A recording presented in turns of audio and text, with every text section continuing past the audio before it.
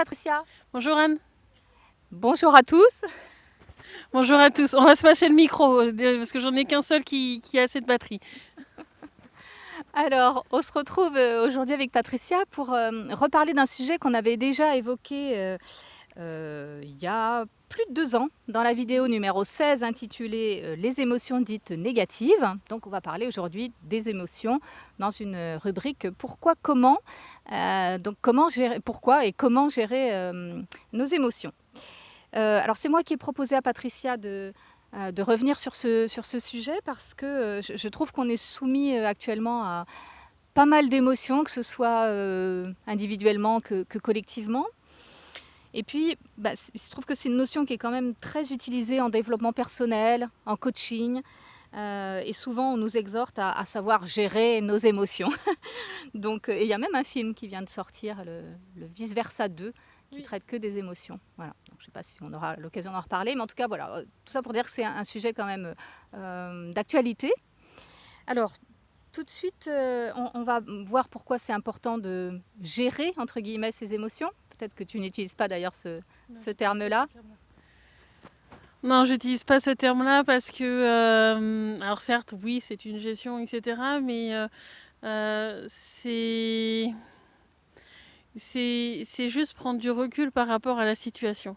C'est pas dire là, souvent je trouve dans le milieu spirituel, les personnes ont tendance à dire faut pas que je dise je dois, mais il faut que je dise je fais, ou des petits trucs comme ça. Il y a un certain côté où on s'oblige à faire les choses, et je trouve que dans la gestion, il y a ce côté-là où on pourrait, en fin de compte, plus s'obliger à faire quelque chose plutôt que ce soit quelque chose qui soit naturel.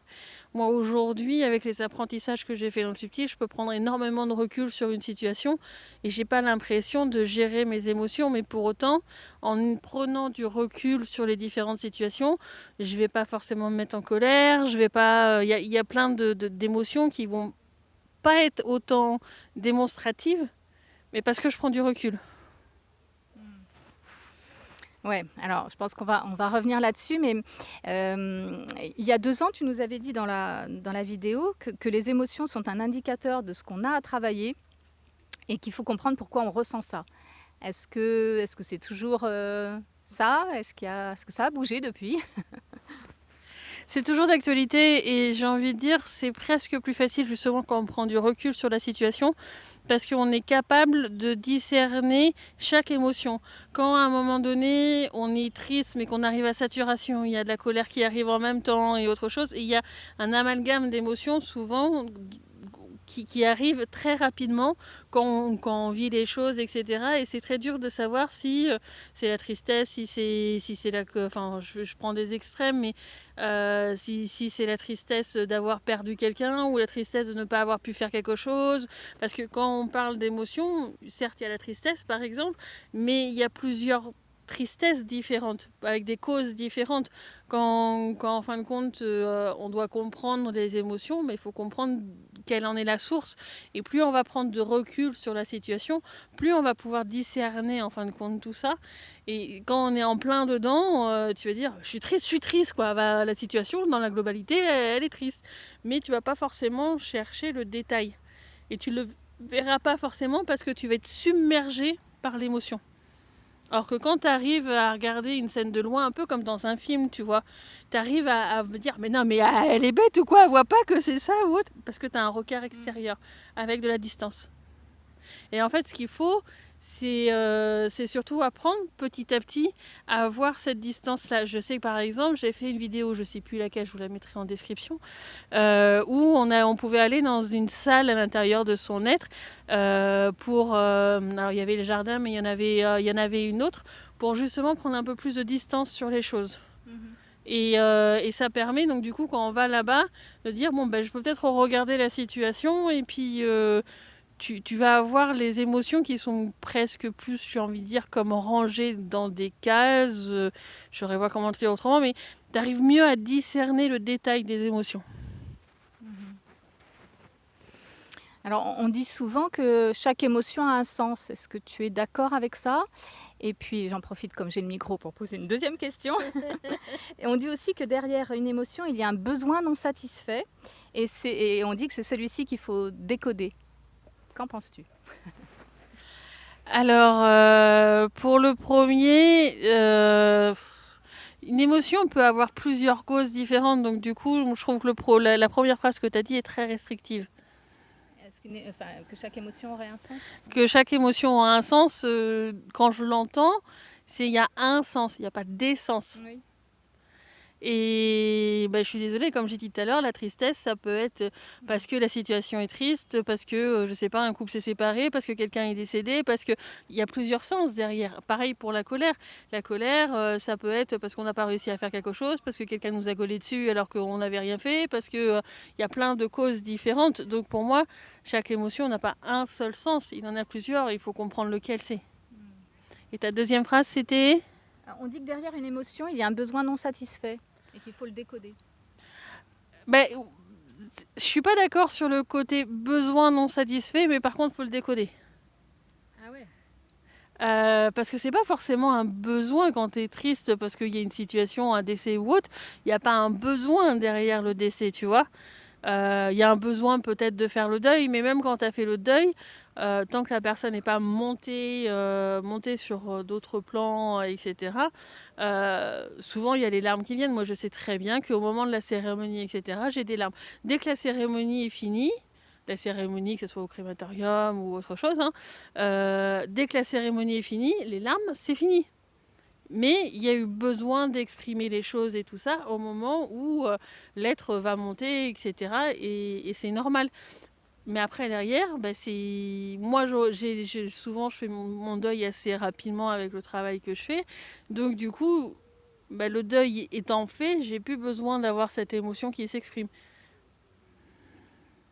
Oui, mais elle s'est exprimée quand même à un moment donné. Elle s'est exprimée à un moment donné parce qu'elle avait besoin de s'exprimer. Alors c'est un peu particulier par rapport au deuil, c'est que le deuil, il faut un rééquilibrage des énergies. Et dans la société actuelle, quand il y a une naissance, il y a souvent une très très grande joie. Donc quand il part, il faut exprimer une grande tristesse pour rééquilibrer. Donc là, il y a eu besoin d'exprimer en fin de compte le sentiment pour pouvoir rééquilibrer les énergies, pour qu'ils puissent monter de manière normale. Donc il y a un décodage qui se fait derrière. Mais en soi, c'était pas un besoin pour moi. Oui, je comprends. Alors, on va continuer sur le pourquoi gérer ses émotions. On va parler de l'utilité des émotions. Elles semblent utiles quand même. Hein. On nous dit qu'elles sont là pour transmettre un message, que c'est un signal que notre corps nous envoie et que nous devons entendre, et que si on l'étouffe, on l'augmente. Alors, est-ce que c'est un signal que le corps nous transmet? Oui, parce que y a quelque chose à comprendre quand même derrière. Comme là, je l'ai dit pour plusieurs choses, il faut déterminer pourquoi la tristesse, etc., pour travailler dessus. Mais en même temps, ça dépendra des émotions. Il y a des émotions où si tu les écoutes pas, elles vont augmenter. Comme à un moment donné, je sais pas, t'es pas contente d'une situation parce que l'autre il a pas fait comme tu en avais envie, etc. La première fois tu le gardes pour toi, etc. Éventuellement tu lances une petite pique à un moment donné, et puis voilà. Il le fait pas une deuxième fois, une troisième fois, à un moment donné t'as la colère qui monte parce que du coup ça a augmenté, et puis faut que ça sorte. Mais en même temps, il y a des situations où le sentiment, par exemple, tu regardes un film, tu sens une tristesse, etc., en regardant une scène qui est triste. En même temps, l'émotion, elle va pas grandir, tu vois. Parce que c'est quelque chose qui va être extérieur à toi. Donc, au final, ça dépend encore une fois des situations. Si ça t'est vraiment intérieur, si ça puise quelque chose en toi, quand tu avais le premier exemple que je t'ai donné, il faut comprendre pourquoi toi ça t'énerve si en fin de compte les choses sont pas faites comme toi tu en avais envie, tu vois. Pour essayer de comprendre si toi tu peux lâcher quelque chose, est-ce que tu as un côté un petit peu trop précis, j'ai envie de dire, par rapport à la gestion de certains éléments, etc. Ou est-ce que, enfin, donc du coup, est-ce que tu peux lâcher prise dessus, en fin de compte, que ce soit pas fait exactement comme tu en as envie, ou est-ce que c'est vraiment nécessaire parce que ça peut casser quelque chose ou autre chose, et dans ce cas-là, il y a vraiment une nécessité derrière et que ça t'énerve parce qu'il va y avoir un objet ou un élément qui va être cassé parce que l'autre ne suit pas, en fin de compte, quelque chose qui est correct. Donc encore une fois, il y a deux choses différentes. Soit c'est parce que tu as un travail sur toi à faire, soit il y a une vraie raison.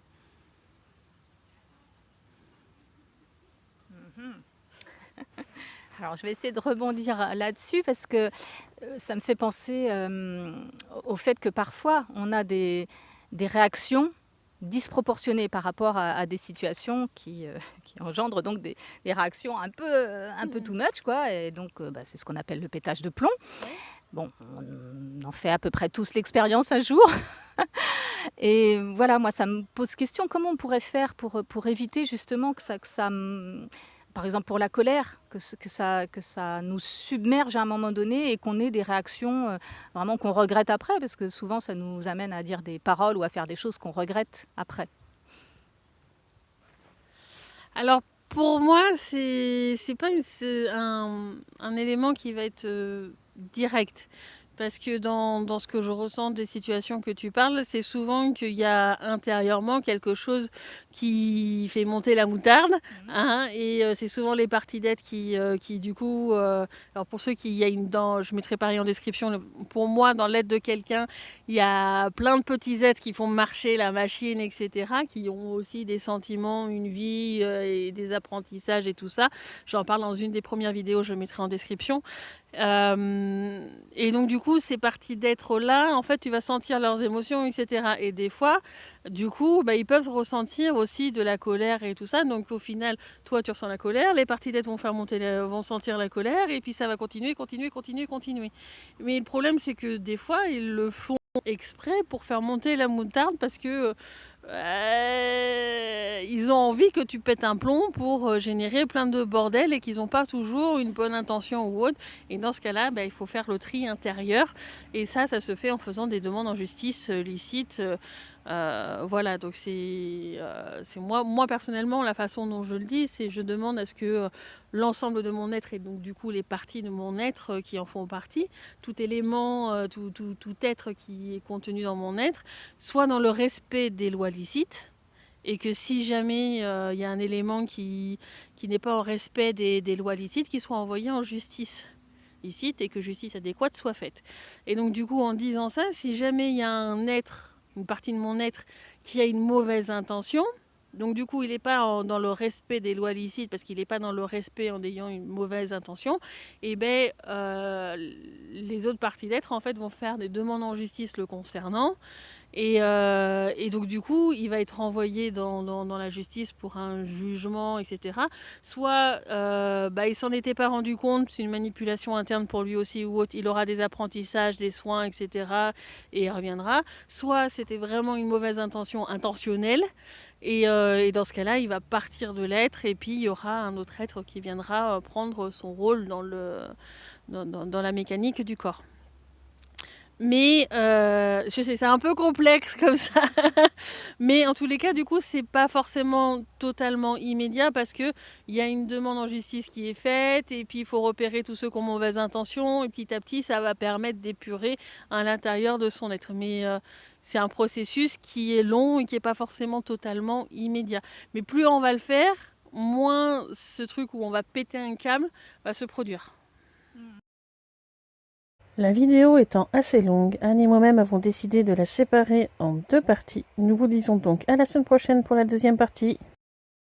Merci à tous, n'hésitez pas à mettre des commentaires, et on vous dit à très bientôt. Au revoir.